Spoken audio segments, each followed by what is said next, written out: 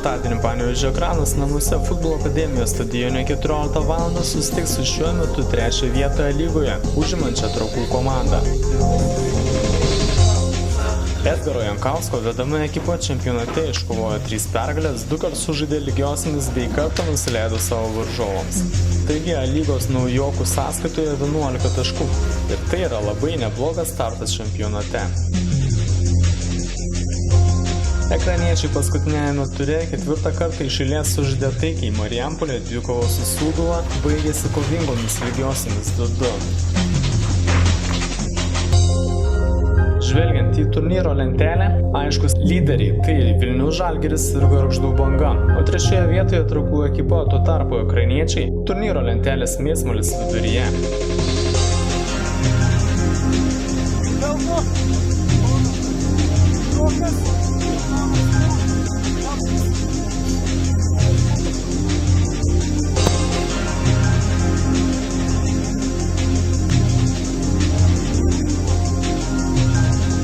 Trakai tikrai nebloga komanda, gerai sukomplektuota, turi tikrai aukšto lygio žaidėjų, Labukas, Lukša, tikrai nebloga komanda, sakyčiau.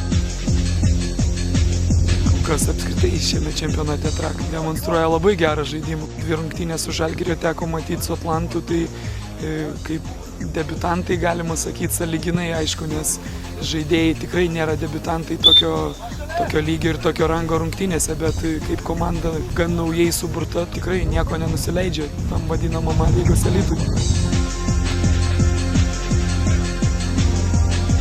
Lynės čempionato rungtynės ir kaip ir prieš kiekvienas rungtynės ruošiamės, analizuojam, bandom statyti savo žaidimą ir pažiūrėsim, kas gausis, bet Trakai pagal tą sudėtį, kurią jie turi, tą vietą, kurią užima lentelėje, manau, kad atvažiuos tik tai pergalės. Tai patirtis jų pusė ir to labiau, kad turėtų būti ir emocinis komandos pakilimas geras, nes gerai pradėjo čempionatą, ruošiamės tikrai sunkioms rungtynėms.